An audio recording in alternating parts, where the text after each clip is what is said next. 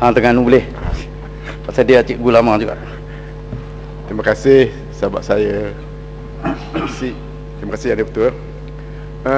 Tadi sahabat saya telah mengatakan bahawa kemasukan pegawai-pegawai PTD ke Jabatan Pelajaran menyebabkan kurangnya peluang kenaikan pangkat untuk cikgu-cikgu. Tetapi dalam banyak hal kita nampak sebelum dilaksanakan penempatan pegawai-pegawai PTD ini, satu tawaran biasanya dilakukan jawatan baru. Jadi bila diwujudkan jawatan baru, umpamanya 4 jawatan yang akan diwujudkan, 1 akan dikhaskan untuk PTD, 3 peluang untuk kumpulan G, bermakna penambahan jawatan. Kalau kita tak beri ruang kepada PTD, maka tertutuplah peluang 4 jawatan tersebut. Satu lagi nak tanya, nampaknya kekosongan jawatan kenaikan pangkat cikgu bukan dikerenahkan oleh PTD sahaja. Sebenarnya pegawai di Kementerian Pelajaran sendiri tidak mengisi kekosongan jawatan naik pangkat di peringkat kementerian, terutamanya jawatan guru-guru cemalang. Jadi ini menyebabkan peluang cikgu naik pangkat ini bertambah kurang. Bagaimana sahabat saya? Terima kasih Hulu Terengganu. Setuju pun ada, tak setuju pun ada. Kerana dari segi pengalaman kita sendiri, kita lihat walaupun peluang naik pangkat tadi diberikan kepada guru-guru, tetapi dalam masa yang sama pertambahan untuk peluang itu adalah terhad sekali. Walaupun saudara katakan bahawa kelambatan kenaikan pangkat itu adalah berpunca daripada soal ataupun kerenah dalam Kementerian Pendidikan sendiri, tetapi dianya ada hubungan dengan JPA. Kerana dalam tawaran jawatan diberikan selalunya diberi syarat-syarat yang ketat yang melambatkan usaha-usaha untuk apa kita katakan melaksanakan usaha-usaha naik pangkat tadi.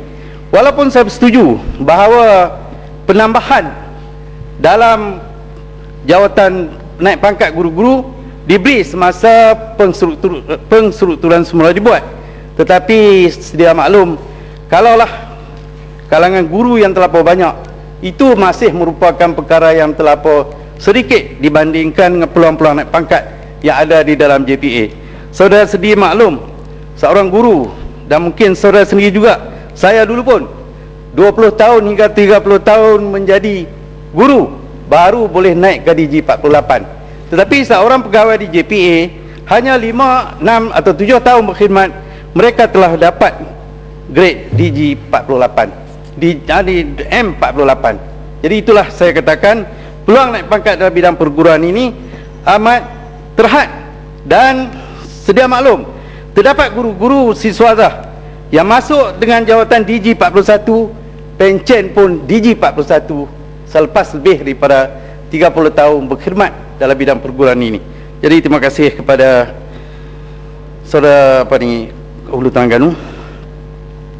Saya merasakan bahawa peluang naik pangkat perlu diperluaskan, tetapi haruslah tertib dan tidak mengkucar-kacirkan lagi struktur yang ada. Stratanya perlulah dijaga. Maksud saya, kalaulah nak naikkan pangkat guru-guru, haruslah mengikut kedudukan yang sama. Kadang-kadang saya lihat mutakhir ini terdapat jawatan-jawatan yang diwujudkan di peringkat sekolah yang melebih atau lebih tinggi daripada jawatan pengarah pendidikan sendiri. Ini menyusahkan sistem pentadbiran ataupun urusan pentadbiran kaki tangan. Semua guru-guru dianggap kaki tangan penting. Elang-elang yang patut mereka terima dibayar sepenuhnya. Guru yang menghadiri khusus diberi hak dan bayaran sepatutnya mereka terima. Guru-guru yang melaksanakan gerak kerja kurikulum juga perlu mendapat hak dan ganjaran mereka. Datuk Dipertua, hari ini kita lihat guru-guru yang menghadiri khusus-khusus kadang-kala hanya diberi tempat atau satu tempat dalam teksi.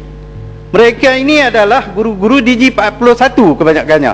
Jadi ini adalah satu perkara yang tidak patut, kerana mereka sebenarnya adalah pegawai-pegawai profesional yang sepatutnya diberi peluang-peluang, diberi ganjaran sebagaimana yang diberi kepada pegawai-pegawai di jabatan lain.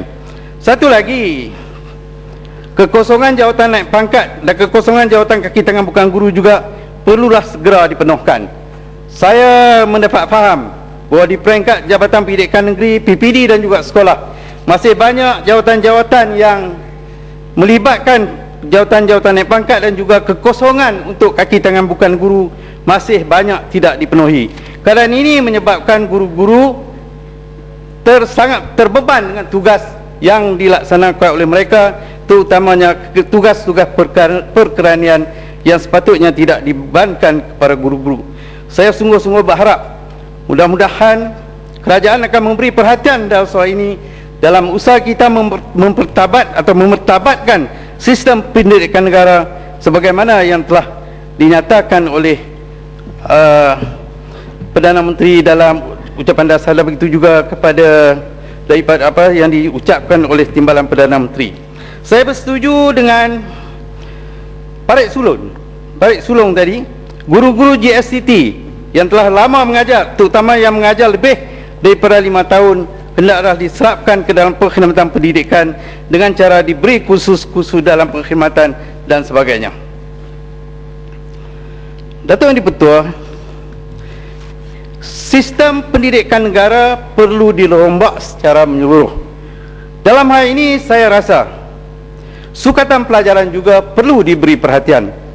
Apa yang kita lihat hari ini, sukatan pelajaran untuk semua mata pelajaran di sekolah-sekolah kita adalah terlampau luas.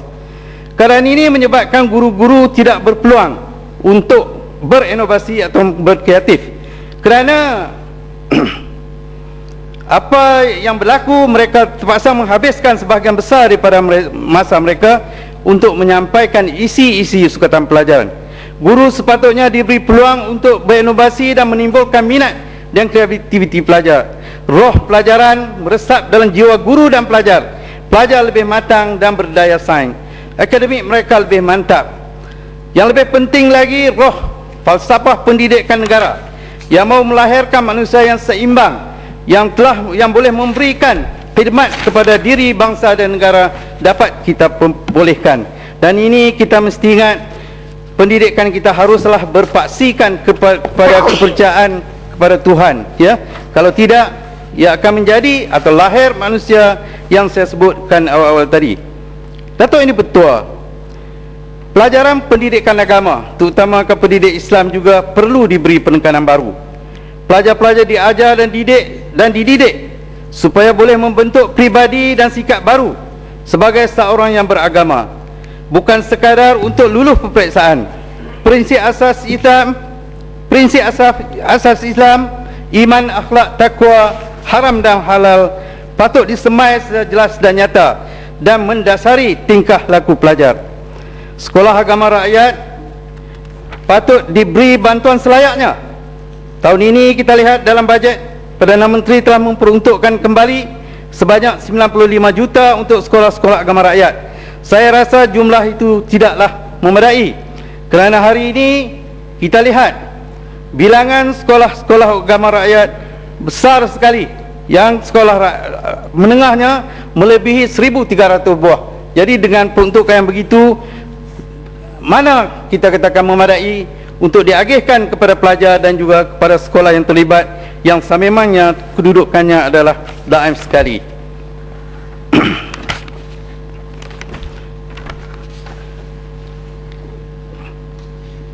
Dan kita juga, Datuk Yang di-Pertua, kita juga patut rombak sistem prasekolah yang ada pada hari ini. Saya melihat keadaan prasekolah hari ini begitu tidak tersusun sekali. Banyak kementerian, banyak badan-badan kerajaan yang melaksanakan prasekolah ini. Saya rasa kita harus memastikan bahawa semua sekolah rendah haruslah membuka kelas prasekolah yang boleh menampung semua permintaan untuk prasekolah di kawasan berkenaan. Hanya Kementerian Pendidikan atau Kementerian Pelajaran sahaja dibenarkan menguruskan prasekolah kerajaan. Peruntukan prasekolah yang diberikan kepada berbagai-bagai kementerian, termasuk juga kepada pemata pintar, hendaklah dipindahkan keseluruhannya ke Kementerian Pendidikan. Saya yakin dengan cara ini belanja kita untuk pelaksanaan prasekolah adalah lebih rendah, dan profesional dalam pendidikan prasekolah ini juga dapat kita laksanakan. Datuk Dipertua, akhir sekali saya ingin menyatakan kesedihan yang tidak terhinggalah. Kita telah 50 tahun merdeka. Saya masih ingat lagi semasa saya budak-budak dulu, saya mengambil bahagian aktif dalam program kempen menjayakan bahasa kebangsaan. Kami ikuti minggu bahasa kebangsaan, bulan bahasa kebangsaan, bertanding sampai ke peringkat negeri dan persekutuan. Tetapi hari ini bila saya pension, umur saya dah lebih 61 tahun, bahasa kebangsaan masih belum dimertabatkan sebagai bahasa kebangsaan, bahasa yang digunakan oleh seluruh rakyat Malaysia.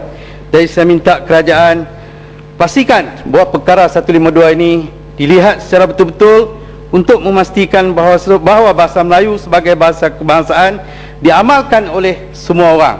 Kita juga menyatakan kesedihan walaupun kerajaan menjalankan kempen untuk memertabatkan bahasa Melayu ini, tetapi kita lihat masih ramai lagi yang tidak pandai berbahasa Melayu, terutamanya pegawai-pegawai Melayu bekerja di GLC ataupun syarikat kerajaan.